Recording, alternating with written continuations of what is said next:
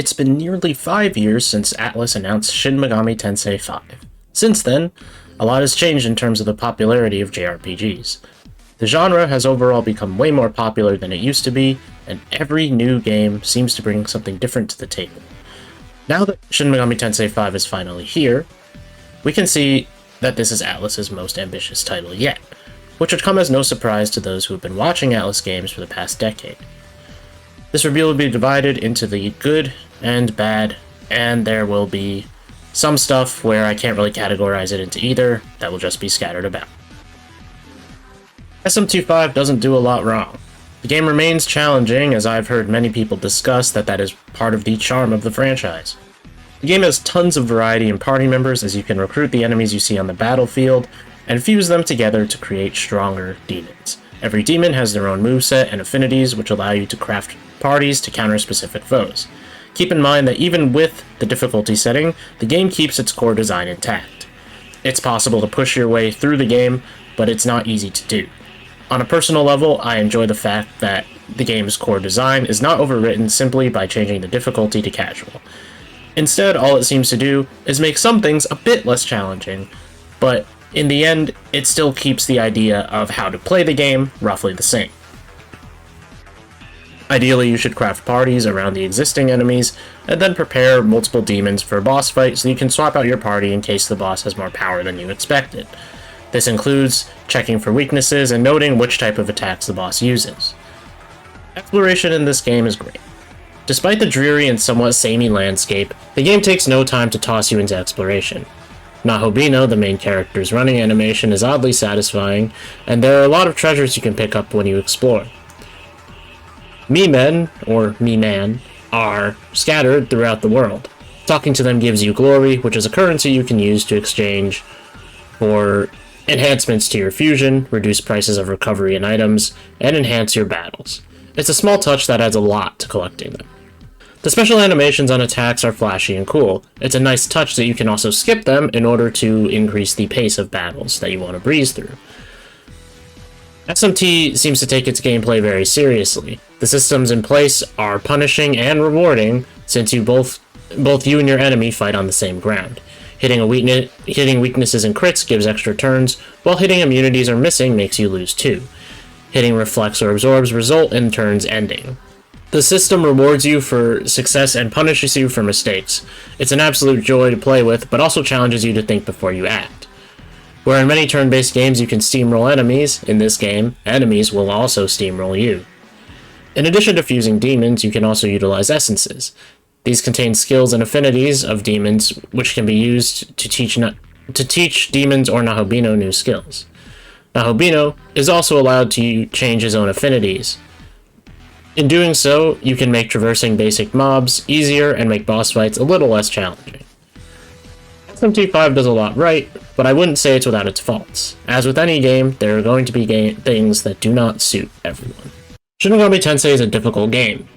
That doesn't just mean bosses. Basic mobs can run you down and cause game overs. While this isn't really a bad thing, it can be frustrating to lose progress while grinding, or just in general, when trying to reach a save point. The game is relentless in punishing you, and that sometimes means RNG can win the day. That being said, this works both against and for you. But it does hurt when you take a critical gut punch and get blasted to pieces when all you're trying to do is survive. The story of Shin Megami Tensei V, I'd say, might be the weakest link. I don't think it's particularly bad, but it doesn't have a lot of narrative moments that struck me as surprising or interesting.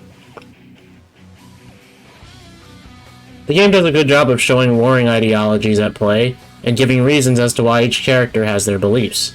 However, at the same time, any semblance of me caring about the characters is just non-existent.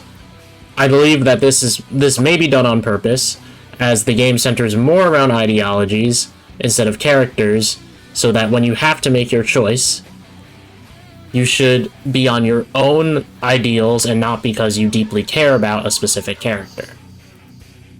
That being said, there is an act in this game that seems like it's trying to tell more character-based story, and I found myself not caring too much for it. It's not that the writing is bad, it's just a different method of storytelling.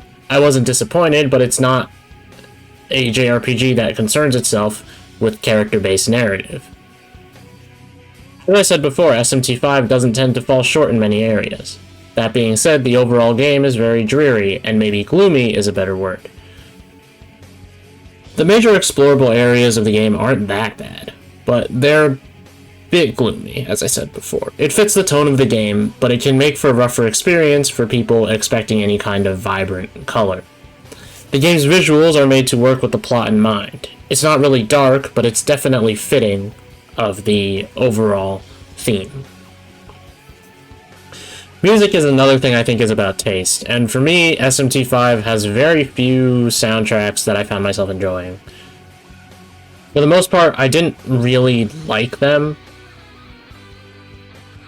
There are some nice flourishes in the sound design, such as letting the battle music start playing when you actually attack, instead of when the battle actually starts. But the theme itself wore pretty thin by the time I got to the end of the first area of the game. It's not bad music, but it's really not my style. Much like Tales from Arise, the soundtrack wore thin on me after a few hours. As I've reiterated multiple times, it's not bad. It's just something that I felt I wouldn't listen to in my off time. Shin Megami Tensei is a series all on its own. It's not a game that needs to be compared to another series. It stands tall on its own feet. Centering on challenge and strategy in all difficulties makes the game different, while avoiding the change of the centerpiece if you want an easier experience. It holds the design close to its heart and punishes you for trying to brute force your way through. While the game isn't without its shortcomings, there is no doubt that this is Atlus's most ambitious game yet. The future of Atlus games looks bright, and SMT5 is a reminder that sometimes you don't need a JRPG to have great character-driven narrative, and intense challenge is rewarding when done right. For the most part, Atlus nails this concept with SMT5. Anyways, guys, thanks for watching. I'm Tiller, and I'll see you guys next week. If you liked the video, please consider leaving a like, and if you want to see more content in this direction, then subscribe to the channel. And yeah, we'll see you guys next week for what I assume will be my review of the wonderful Pokemon games we got last week. Because now I'm behind schedule thanks to this video. Anyways, see you then.